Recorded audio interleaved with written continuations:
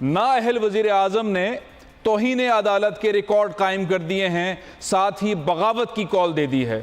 نواز شریف نے آج لاہور میں بغاوت کی کال دے دی ہے۔ انہوں نے کہا ہے کہ ایک کمیٹی بنے گی، وہ تحریک پاکستان کی طرح تحریک چلائے گی، سپریم کورٹ کے خلاف تحریک چلائے گی، پاک فوج کے خلاف تحریک چلائے گی۔ یہ بغاوت کی کال دی گئی ہے، جس طرح سے کل لاہور ہائی کورٹ نے فیصلہ دیا تھا نواز شریف کے خلاف، نون لیگ کے دیگر رہنماؤں کے خلاف، کہ وہ عدالت کی توہین نہیں کریں گے۔ ایسا انہوں نے کوئی حکم نہیں مانا ہے۔ 16 مرتبہ توہین عدالت نواز شریف نے کی ہے اور بغاوت کی کال دی ہے۔ انہوں نے بہت زیادہ تنقید کی ہے پاک فوج کے اوپر، انہوں نے بہت زیادہ تنقید کی ہے سپریم کورٹ کے اوپر۔ وہ بالکل پاکستان کے کسی ادارے کو ماننے کو تیار نہیں ہیں۔ ان کے خلاف یہ جو آج انہوں نے ایونٹ کیا، اس کے خلاف لاہور بار، سپریم کورٹ بار، سبھی عہدیداران نے کہا کہ اس سے ہمارا کوئی تعلق نہیں ہے۔ انہوں نے کیا کیا کہا ہے، آئیے آپ کو سنواتے ہیں۔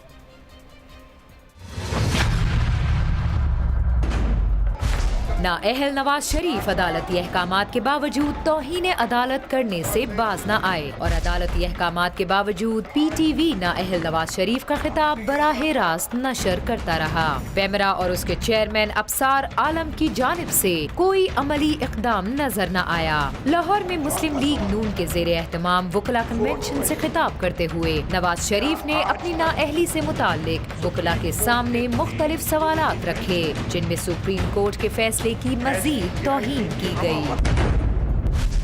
کیا آج تک کبھی ایسا ہوا ہے کہ واٹس ایپ کالز کے پر اسرار طریقے سے تفتیش کرنے والوں کا انتخاب کیا گیا ہو؟